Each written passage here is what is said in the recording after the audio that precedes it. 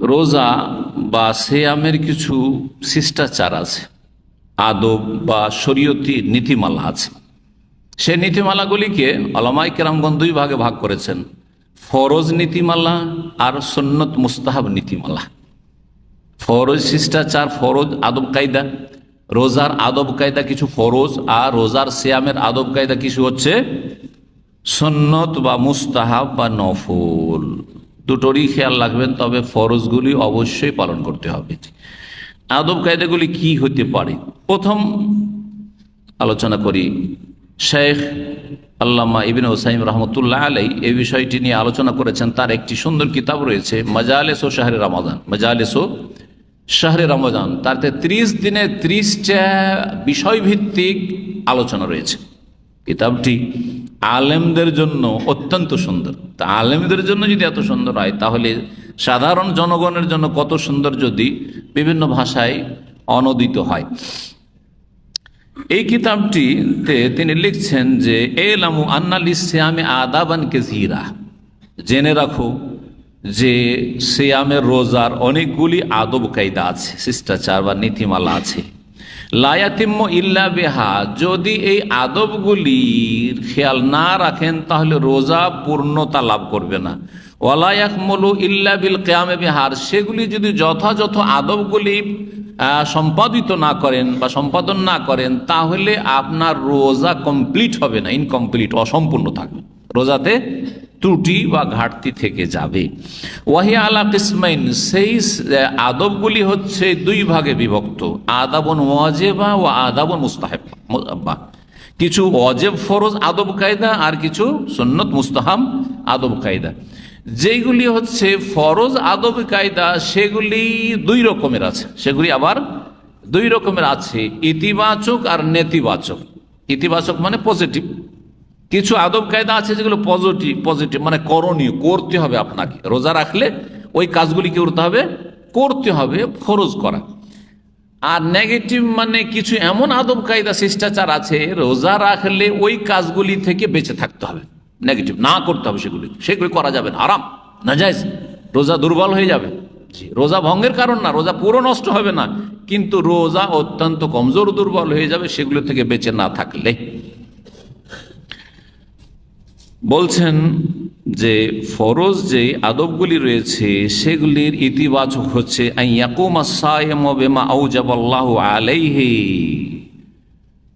রোজাদারের ওপর যেসব বিষয়গুলি আল্লাহ ফরজ করেছেন সেগুলি আঞ্জাম দিবেন, সেগুলি সম্পাদন করবেন আপনি। সেগুলি যেমন কি আল্লাহ ফরজ করেছেন, দৈনিক ফরজ, মিনাল ইবাদাতিল কওলিয়াতে, বাচনিক ইবাদত হোক, অল ফেলিয়াতে অথবা কর্মগত ইবাদত হোক। শুধু রোজা রাখলে হবে না, রোজা রাখার আগে যেই ইবাদত বন্দেগীগুলি, যেই নেকির কাজগুলি আল্লাহ ফরজ করেছেন সেগুলি যথাযথ পালন করতে হবে। অমিন আহাম্মেহা, আর সবচেয়ে গুরুত্বপূর্ণ ফরজ, যেটা রোজা সিয়ামের চাইতে অনেক গুরুত্বপূর্ণ ফরজ, হ্যাঁ জি হ্যাঁ, মাতা পিতার সেবার চাইতে গুরুত্বপূর্ণ ফরজ, সেটা হচ্ছে as-সালাতুল মাফরুজা, ফরজ 5 ওয়াক্ত সালাত। এদিকে রোজা রাখছেন আর ফরজ সালাত ঠিক করে আদায় করছেন না। সাহারি খেয়ে দোকানপাট বন্ধ করে অথবা পাকশাক করে রাত 2টার সময় খেয়ে দিয়ে শুয়ে গেলেন, ফজরে ওঠার কোনো খবরই নেই। সকাল 10টা 11টায় 10টায় ডিউটি থাকলে উঠছেন, আর না হলে জুমার আগে খানে উঠছেন। অনেক রোজাদার এরকম আছে, লাভ নেই এরকম রোজা রেখে। ফরজ আদব আপনি নষ্ট করলেন, সুতরাং এই রোজা দিয়ে নাজাত পাওয়া যাবে না, নামাজবিহীন রোজা। এই সালাতের সাথে সম্পর্কিত আর একটি ওয়াজিব বা ফরজ আদব হচ্ছে জামাত সহকারে সালাত আদায় করা। অনেকে আছেন ইফতার করে আসেন, এসার পরে ডিউটি আছে রে, তো এই মাগরিব এশার মাঝখানে একটু শুয়েই যায়, করেন কিন্তু অনেকে একটু রেস্ট করিনি, কারণ সারাদিন রোজা রেখে ক্লান্ত আছি, ওই সময়টা কিন্তু ঘুম চাপে, এটা জানা আছে সবাই, তাই না? ওই সময়ের ঘুমটা এত মিষ্টি হয়, জানি না কেন মিষ্টি হয়, শয়তান মিষ্টি করে দেয় নাকি শরীর ক্লান্ত সেই জন্য মিষ্টি হয়ে যায়। অত্যন্ত স্বাদের ঘুম, মাগরিব থেকে এশা রমজান মাসে ঘুমটা অত্যন্ত মিষ্টি। জি, এই ঘুম যে আপনার এশার জামাত নষ্ট করিয়ে দেবে। অধিকাংশ লোক যারাই ঘুমিয়েছে তারা এশার জামাত পায় না। মাঝে মধ্যে এসে তারাবির পেছনে ফরজ পড়ে, না হয় দ্বিতীয় জামাত চলছে ওইদিকে তারাবি চলছে, উল্টা পাল্টা কাজ। আর না হলে ও আসতেই পারলো না, ও এসার সালাত শেষে গেছে, ও জামাত শেষ হয়ে গেছে, পরে উঠছে রাত 10টা 11টায় উঠছে, আরে ঘুমিয়ে গেছিল, উঠতে পারে। এই দুর্বলতাগুলি যদি থাকে তাহলে আপনার ফরজ আদব কায়দা নেই আর রোজা রাখছেন আপনি, এরকম কাজ করিও না ভালো করে। কারণ এগুলির মাধ্যমে আমাদের ইসলাহ আছে। দুর্বলতা উঠতে কেউ না, কিন্তু আমাদের দুর্বলতা কাটিয়ে উঠতে হবে। সারা জীবন দুর্বল থেকে যাব, সারা জীবন ওই দুর্বল ইমানের মুসলিম থেকে যাব, সারা জীবন ওই গুনাহগার থেকে যাব, না না না, একদিন মরতে হবে। সব নিজের সংশোধনের চেষ্টা করতে হবে, আল্লাহ যেন তৌফিক দান করেন। তো যখন দেখছেন যে আমার কাছে বেশি সময় নেই, হ্যাঁ আধা ঘন্টা সময় আছে, মোটেই শুইবেন না। 1 ঘন্টা সময় আছে কিন্তু আমার ঘুম ভারী, ঘুমিয়ে গেলে আর উঠতে পারছি না, আমি এসার জামাত পাবো না। তারাবি তো যা আছে সুন্নত আছে, কিন্তু আমি এসার জামাত ছুটে যাবে। তারাবি পেলেন, এসার জামাত পেলেন না, আমি গুনাহগার না?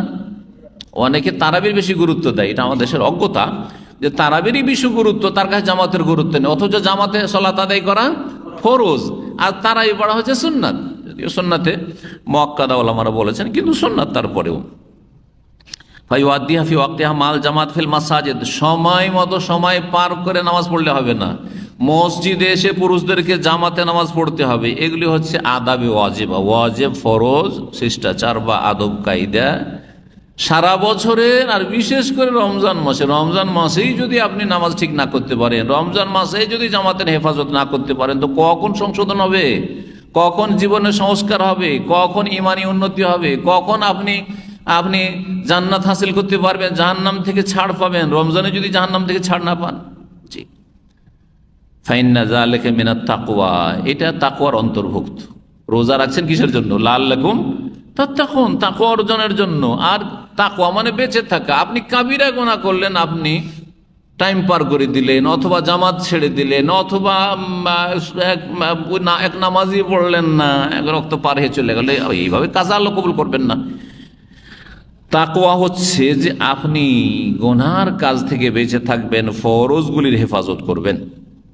যেই জন্য আল্লাহ সিয়াম ফরজ করেছেন, সেটা হচ্ছে লাআল্লাকুম তাত্তাকুন, তাকওয়া।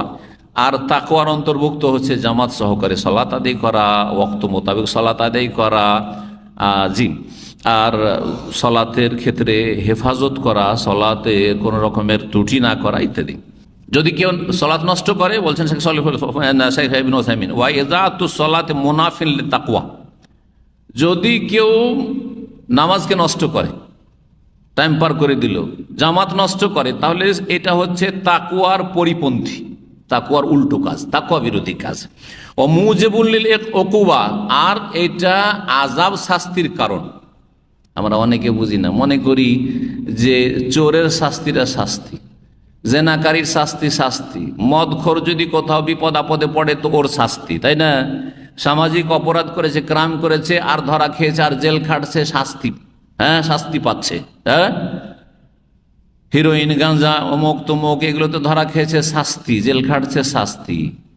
কিন্তু আপনি জামাত ছেড়েছেন, সেই জন্য বিভিন্ন বালা মুসিবত, এগুলোকে আযাবই মনে করছেন না। উকুবা, এগুলো হচ্ছে আযাব, আযাব।